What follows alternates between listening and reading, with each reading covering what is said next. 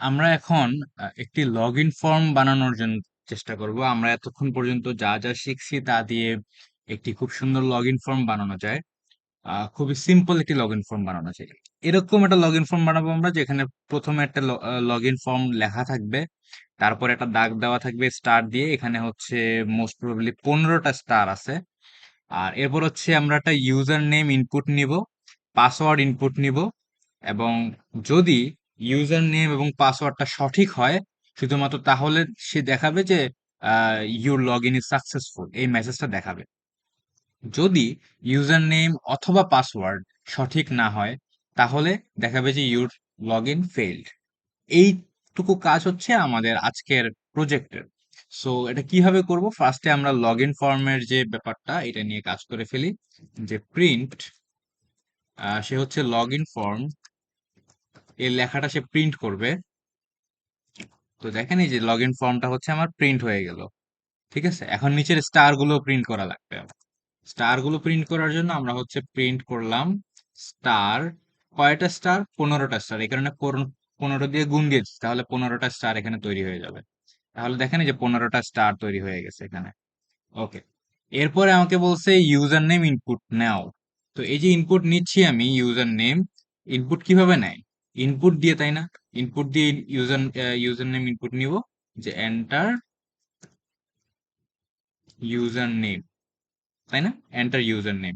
আর এই যে আমি ইউজার নেমটা যে ইনপুট নিচ্ছি, এটা কোন একটা ভেরিয়েবলে তো অবশ্যই আমার সেট করতে হবে, কোন একটা ভেরিয়েবলে এই মানটা সেভ করতে হবে। তো ভেরিয়েবলটার নাম দিলাম আমি ইউজার নেম।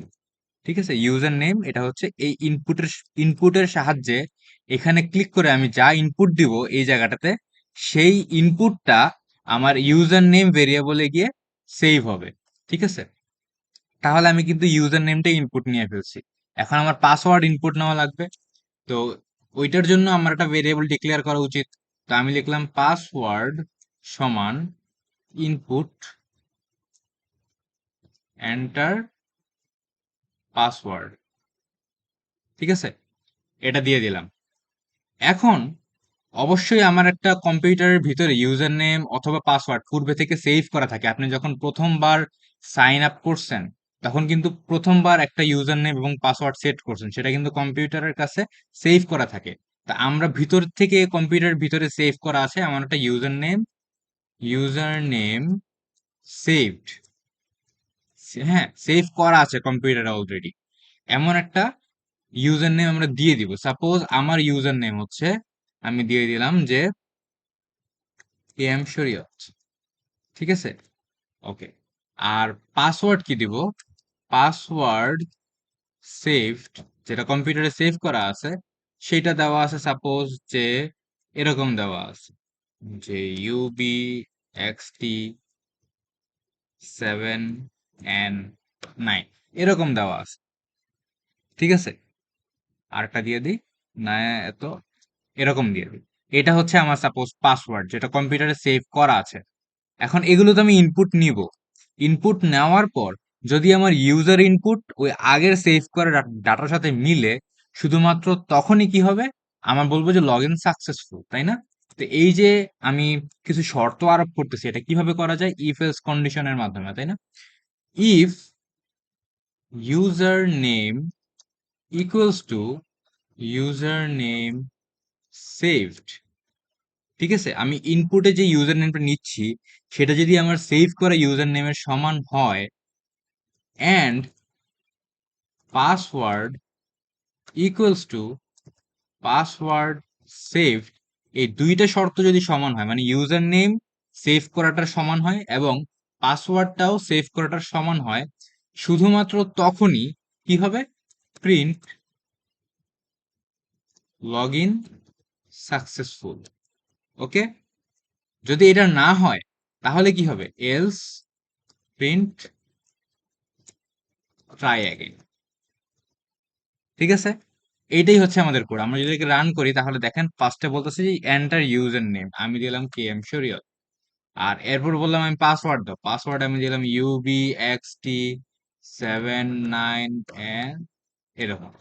তাহলে দেখেন এই যে যেহেতু আমি সবগুলি সঠিক দিছি এই কারণে লগ ইন সাকসেসফুল দেখাচ্ছে। আমি যদি সঠিক না দিতে পারতাম, আমি ধরেন যে এইটা সঠিক দিছি, বাট এখানে আমি দিছি এরকম, তাহলে কি হবে? তাহলে বলতেছে ট্রাই অ্যাগেন, হয় নাই। ঠিক আছে?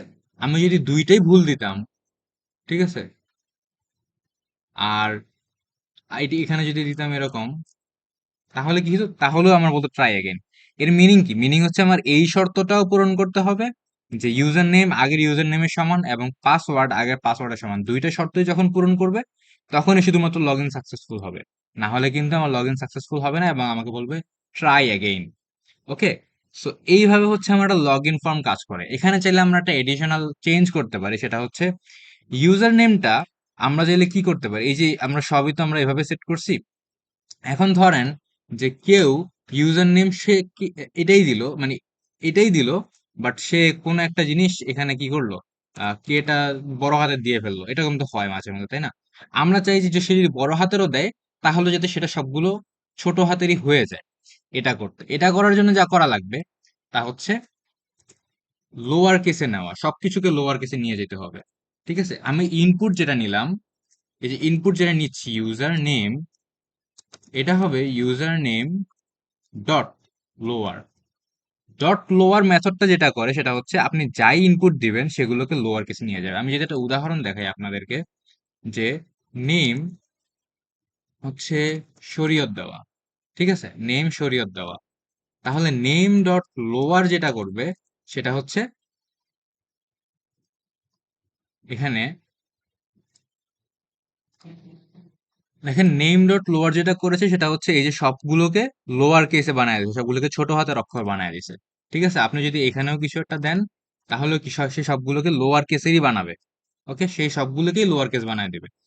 তো আপনি যদি হচ্ছে সবগুলো লোয়ার কেসে যদি অলরেডি থাকে তাহলেও সে লোয়ার কেসে রাখবে। তো এইখানে আমরা যেটা করতেছি যে সে যাই ইনপুট দিচ্ছে ইউজার নেমটা, সেই ইউজার নেমটাকে আমরা লোয়ার কেসে বানায় দিছি। ওকে, ইউজার ইউজার নেম যেটা সেটাকে আমরা জাস্ট লোয়ার কেসে কনভার্ট করে দিছি। তাহলে এই যে এখানে যেমন সবগুলো লোয়ার কেসে অলরেডি আমরা সেট করে দিছি, এখানেও এটা সবগুলো লোয়ার কেসে কনভার্ট হয়ে যাবে, দেন কম্পেয়ার করবে। যেমন আমি যদি এখন লিখি ইউজার নেম কে এম শরীয়ত এইভাবে, এরপর যদি আমি পাসওয়ার্ড ঠিকঠাক দিই UBXT7N9 যদি এভাবে দিই, তাহলেও দেখেন লগ ইন সাকসেসফুল দেখাচ্ছে। এর কারণ কি? এই যে কে যেটা সেটাকে সে লোয়ার কেসে কনভার্ট করে নিছে, এখানে কনভার্ট করে সেটা হচ্ছে আমাদের নতুন ইউজার নেম। সো এইভাবে হচ্ছে আমরা একটা লগ ইন ফর্ম এরকম বানাতে পারি পাইথন প্রোগ্রামিং এর সাহায্যে।